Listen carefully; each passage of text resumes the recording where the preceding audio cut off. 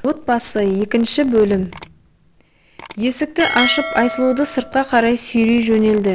Қанша қарсылық білдірсе де мына екі келіншекке шамасы келер емес. Түпкі бөлмеге кіргізді де бірден басына орамал салып жатты. Айсұлуда қарсыласып орамалды шешіп лақтырып жатыр. Үшеуі бөлмеде бірі тағып, бірі шешіп жарысқа түскендей қимылдары тез. Бір мезетте Айсұлудың шамасы бітіп әлсіреп жылаған бойда жерге отыра кетті. Әлі екеуі өздерінше ақылдарын айтып жатыр. Бірін естісе, бірін естімеген Айсұлуда үн жоқ. Ералы үйленіпті деген сөзді естіп, Қайрош достарымен Ералының үйіне келді. Достарының қуанышына ортақтаспақшы болған Қайрош өз қарындасы екенін қайдан білсін. Алдынан шыққан Ералыға: «О, досым, сенің бүгін жүрегіңді жаралаған қандай ару өзі? Өзім лично көргім келді. Осы уақытқа дейін қыз баласын жақтыра қоймаушы едің», деп Ералыны құшақтай кетті. Ералы болса қандай жауап қатарын білмей үнсіз тұр. Әншейінде екеуі күресе кететін еді. Бұл жолы Ералы ерекше сыпайылық танытып тұрғандай. Қанша дегенмен қайнағасы ғой. Бұл қылығын байқаған Қайрош: «Досым, сонша сыпайы болмашы, саған жараспайды екен. Мүмкін сүйікті жарыңның келмей жатып досымды өз ырқына көндіріп алған ба?» деп күлді. «Ау жігіттер, тұрмай үйге кіріңдер», деп Ералының жеңгесі айқайлады. Бәрі топырлап үйге кіріп бара жатыр. Ералы Қайрошты: «Қайрош, сенімен әңгіме бар. Досым, потом», деп екеу кіріп кетті. Келін баланы көрейік деп шуылдасып түпкі бөлмеге қарай барлығы беттеді. Кірген бойда Қайрош Айсұлуды көріп: «Сен неғып отырсың?» деп еді. «Аға, мені алып кет», деп жылап Қайроштың мойнына асылды. Қарындасын көріп ашуға булыққа ол сыртқа қарай шықты да алдында тұрған Ералыны қақ маңдайдан соққы берді. Ералы жауап қатпады. Басы салбырап тұра берді. Қайрош ашуға булығып Ералыны соққының астына алды.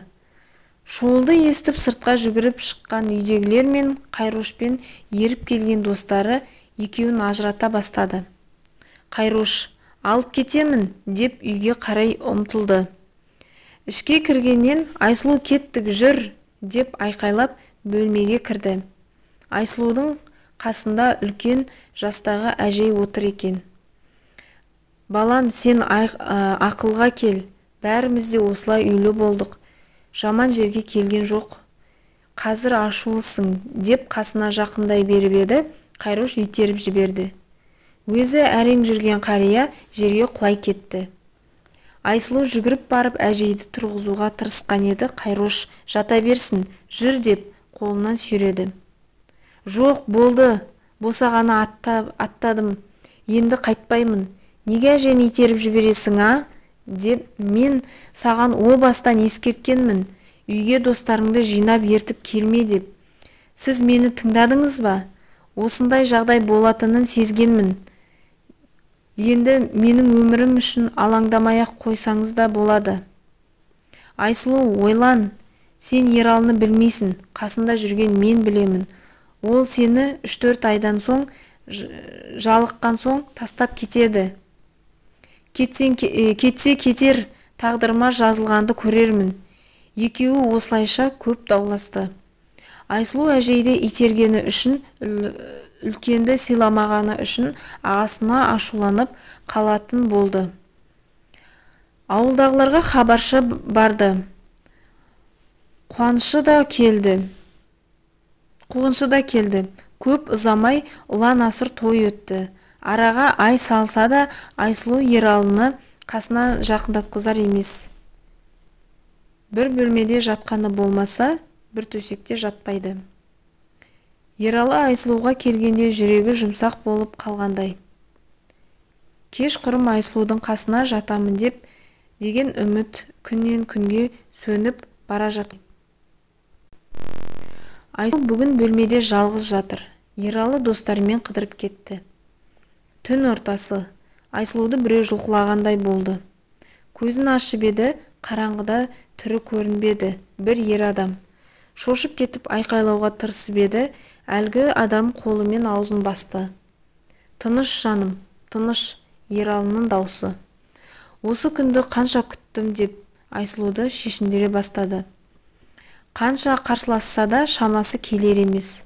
Аузынан арақтың иісі аңқып тұр. Таңға дейін Айсұлу жылап, көзі ісіп кетті.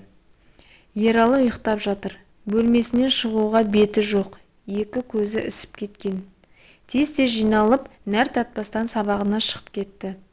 Сол күні сабаққа да бармады. Саябақта ойға шомылып отырды.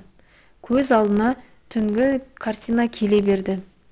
Bir кезде иығынан біреу түрткендей болды. Селк ете қалып, бұрылып еді, артында тұрған Мирас екен.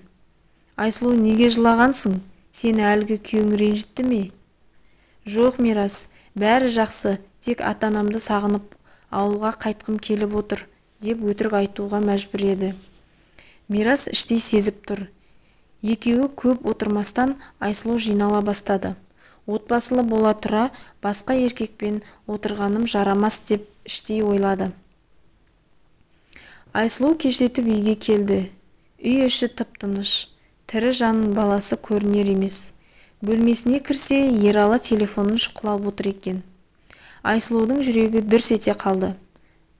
Үнсіз кіріп, шықшы бөлмеден, киімімді ауыстырайын, деген сөзіне Ералы. Көрер жеріңнің бәрін көрдік, енді несіне ұяласың? Сен сонда бәрін білесің бе? Әрине, басқа малым болды ма? 1 жарым ай уақыт өтті, мені жақындатар емессің. Енді өз обалың өзіңе, деп Ералы қатты-қатты сөйледі. Айсұлу киімін алып шығып кетті.